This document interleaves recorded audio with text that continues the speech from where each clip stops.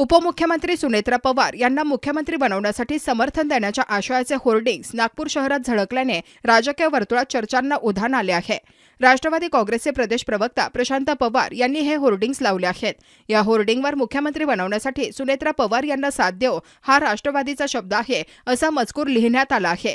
विशेष म्हणजे बारामती विधानसभा पोटनिवडणुकीचा निकाल अधिकृतपणे जाहीर होण्यापूर्वीच हे होर्डिंग्स लावण्यात आल्याने राजकीय चर्चांना अधिक वेग मिळाला आहे। मुख्यमंत्री देवेंद्र फडणवीस यांच्या गृह शहरात असे होर्डिंग्स लागल्यामुळे या विषयाकडे विशेष लक्ष वेधले गेले आहे। होर्डिंग्सच्या माध्यमातून सुनेत्रा पवार या मोठ्या मताधिक्याने विजयी होतील असा विश्वासही व्यक्त करण्यात आला। तसेच देशासाठी झाशीच्या राणीने लढा दिला, महाराष्ट्राची रणरागिणी दुःख विसरून जनतेत उतरले अशा शब्दात सुनेत्रा पवार यांचे कौतुक करण्यात आले आहे।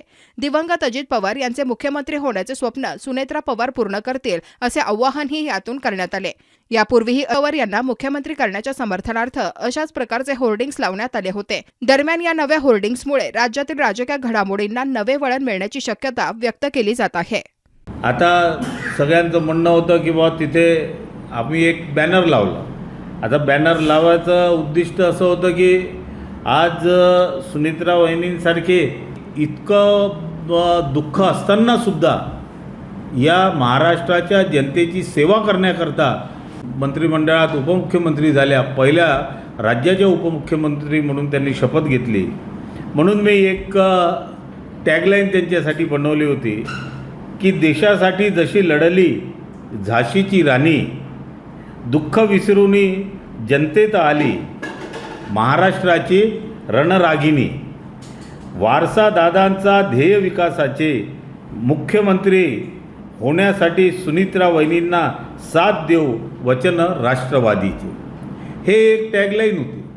म्हणजे दादांचं स्वप्न आणि महाराष्ट्राच्या जनतेचं सुद्धा स्वप्न होतं की काही करून दादांना मुख्यमंत्री करायचं, पण आता दादा मुख्यमंत्री नाही म्हणून सुनेत्रा वहिनींना आम्ही मुख्यमंत्री, महाराष्ट्राची जनता येणाऱ्या 2029 नंतर आमचे जर चांगले आमदार निवडून आले आणि आम्हाला बहुमत किंवा मग महायुती जरी झाली, महायुती होईलच, आणि त्याच्यात जर आम्हाला चांगलं यश मिळालं तर सुनेत्रा वहिनींना महाराष्ट्राची जनता ही मुख्यमंत्री म्हणून बघेल असं या ठिकाणी मला वाटतं। भाई ऑनेस्टली नागपुर में घर ढूंढते ढूंढते एक चीज समझ आ गई, हर बिल्डिंग सेम स्टोरी, छोटे flats, crowded floors, Ziro privacy. फिर किसी ने मुझे ये जगह सजेस्ट की, सिद्धिविनायक एम्बेसी 10, जहाँ हर फ्लोर एक कंप्लीट होम है। यहाँ पूरा फ्लोर ही सिर्फ एक फैमिली के लिए है, मतलब एक फ्लोर एक ही होम, मतलब मोर स्पेस,